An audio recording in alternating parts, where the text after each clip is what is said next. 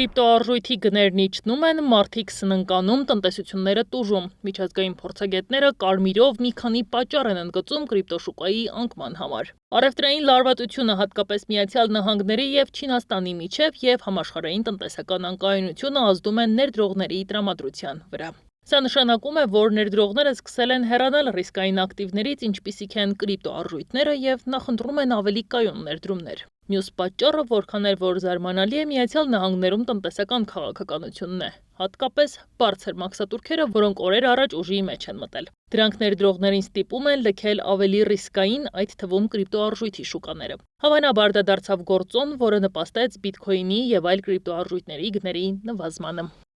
Թրամփի տնտեսական քաղաքականությունը, բարձր տոկոսադրույքները և առևտրային լարվածությունը հանգեցրին ներդրողների մեծ մասի հեռացմանը ռիսկային ակտիվներից, ինչը խորացրեց կրիպտոարժույթների անկումը։ Տարբեր երկրներում կրիպտոարժույթների գործածման և շուկաների կարգավորման հարցում խստացումները ի թիվս իրենց ազդեցության ավելացնում են խուճապը և խոչընդոտում են ներդրողների վստահությանը։ Ենթադրվում է, որ այսպիսի քաղաքականությունները նվազեցնում են կրիպտոարժույթների օգտագործումը և դրանց շուրջ եղած հետաքրքրությունը։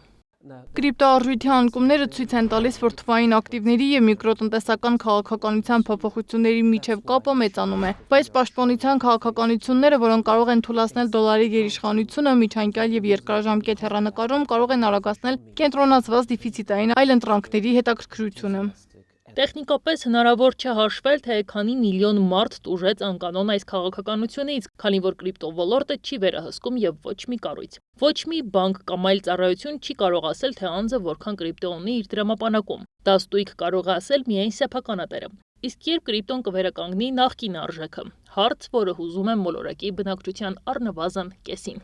Դրա մասին խոսելու համար դեռ վաղ է, վերականգնվելու համար ներդրողները պետք է ակտիվանան, բայց առաջիկայում լավ բան դժվար է ակնկալել։ Մասնագետները կանխատեսում են բիտքոյնի գնի նվազում մինչև $69,000, բայց առանց խուճապի, վատագույնն առջևում է։ Բլումբերգի գլխավոր փորձագետ Մայք Մակգլոունը հնարավոր է համարել բիտքոյնի անկումը մինչև $10,000 առաջացած տուրբուլենտության ֆոնին։ Economic Times-ը գրում է, որ եթե մակրոէկոնոմիկ պայմանները կայունանան կամ թվային ակտիվների շուրջ նոր մոտեցումների հայտ կան, կրիպտոն կարող է կրկին լինել երկարաժամկետ վարկանիշային ներդրում։ Բայց մինչև այդ շուկան կարող է մնալ կայուն, բայց հակազդել գլոբալ զարգացումներին։ Ներդրողներին խորհուրդ է տրվում պահպանել ներդրումների բազմազանությունն ու պատրաստ լինել արձագանքելու հնարավոր շուկայական հնարավորություններին։